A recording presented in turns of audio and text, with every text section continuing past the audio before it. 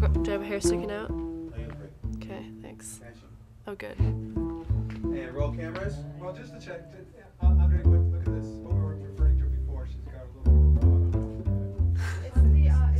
of Do I need to write the name? Yeah, I mean, it's technically Rahul. Rahul. I say Rahul, and people say whatever.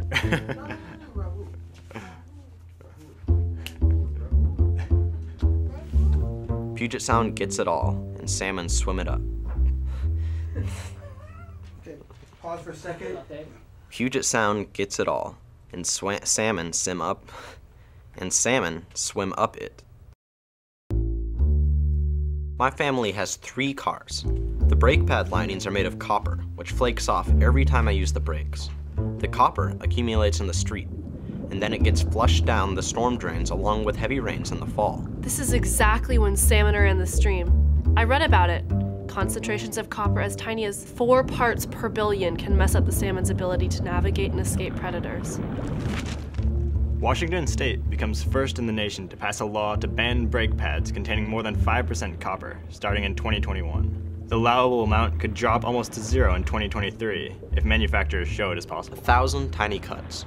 Different habits, different choices. If left untreated, the cuts won't heal.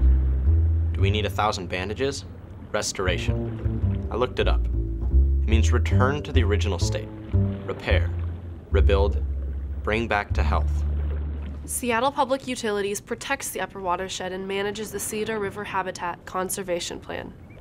It's a 50-year, $100 million commitment. Just like your senior project, only bigger. And you're going to be 70 years old when you turn this one in for a grade. The Habitat Conservation Plan addresses the species most at risk of going extinct.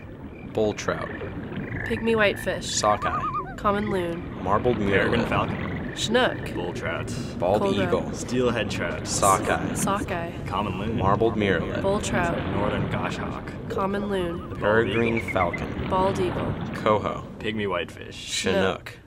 First thing, manage the forest habitat in the upper watershed to slowly bring back old growth conditions, creating an ecological reserve to naturally filter drinking water and expand habitat for wildlife. Here are the patches of old growth forest that escaped the early days of logging and the second growth we are protecting.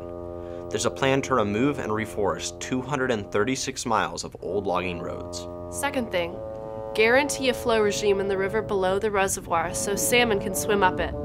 This also helps the Ballard locks to function and keeps the floating bridges floating.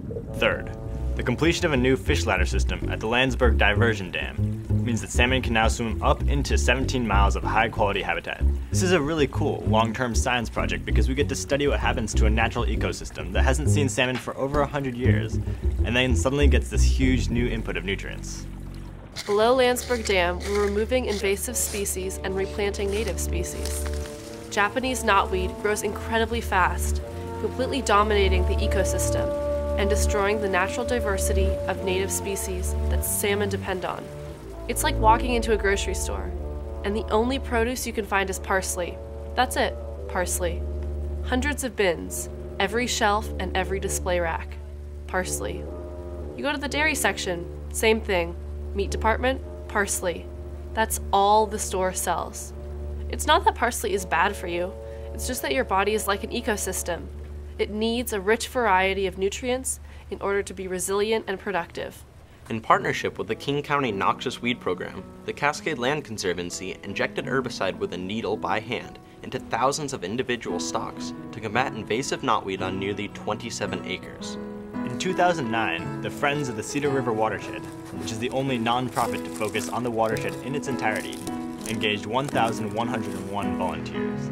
These volunteers contributed 6,569 hours of their time.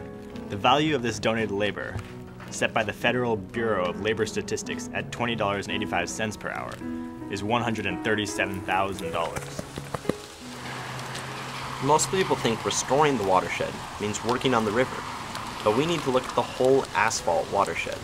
That's the bigger problem.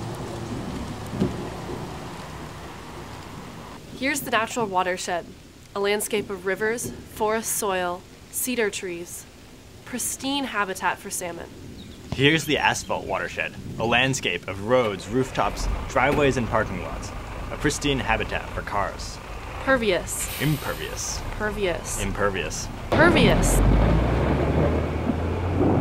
We gotta start thinking differently. We can't get rid of nature, and we're not going to erase cities. We can't just keep going around putting bandages on little parts of the system. We've got to practice thinking about the whole system. In 2008, the King County Department of Natural Resources and Parks developed a set of sustainability measures based on the triple bottom line: ecology, society, and economy. Their website reads like the kind of science or civics or history textbook I've always wanted to have. Not because I need another textbook, but because this stuff is real, and it's in my own watershed, and I can do something about it.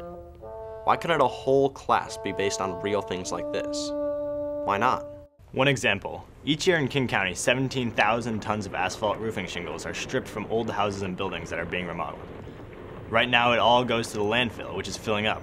In 2009, King County conducted a test to see if we could grind up the old busted asphalt shingles and mix it back into road pavement. The Cedar Hills Regional Landfill is engineered to capture methane, a greenhouse gas much more damaging than carbon dioxide, from decomposing garbage. In 2009, King County and Puget Sound Energy began testing a way to turn landfill methane into electric energy, enough to power 24,000 homes. In 2008, King County upgraded its standards for green building. Anything the county builds now has to be certified LEED Gold, not just silver. To meet this standard, multiple systems have to be integrated: sustainable site development, water conservation, energy efficiency, material selection, and indoor air quality. For non-county buildings and private homes, a partnership with the Master Builders Association is on track to certify over 10,000 built green homes by the end of 2010. Can I just ask a question? What's all this got to do with the watershed? Stormwater runoff of impervious surfaces is by far the biggest source of pollution impacting our watershed. And everything that happens in our watershed ends up in Puget Sound. How we build our homes, schools, and office buildings, and how we design our streets. It all matters. 1,000 cuts, 1,000 bandages? Facts. Every day, 150,000 pounds of toxic oil, lead, mercury, sewage, fertilizer, and other pollutants flow untreated into the waters of Puget Sound. More than 20 Puget Sound species, fish, birds, whales, and plants, are at risk of going extinct. Our orcas are dying of starvation and are the most contaminated animals on the planet. Beaches are closed because of pollution. Shellfish beds are closed because of human waste. The water in some areas of Hood Canal lacks the oxygen needed to support marine life, creating dead zones. The Puget Sound Partnership is a new state agency coordinating a massive collaborative effort of something like 300 different organizations, cities, counties, agencies, tribes, watershed groups, school systems, even Canadians, to recover Puget Sound. And we want to achieve this by the year 2020. I'll be 27 years old by then. Action. 1,309 acres of shellfish beds have been reopened. 3,800 acres of estuary and floodplain habitat reopened. 12% reduction in diesel fuel emissions. 22% reduction of mercury in waste streams. 90% of derelict fishing gear in Puget Sound removed, mostly gill nets snagged on the bottom that continue to kill fish every day for decades. Acceleration of the Elwha Dam removal, opening up 70 miles of salmon habitat. 24/7 emergency rescue tug permanently stationed at Nia Bay to prevent a major oil spill should a big tanker get into trouble and spill its oil, here at home in Puget Sound. There are not enough bandages. I want to understand how the whole thing works, how the entire system functions. How when you change one thing, everything else changes a little bit. Puget Sound starts here.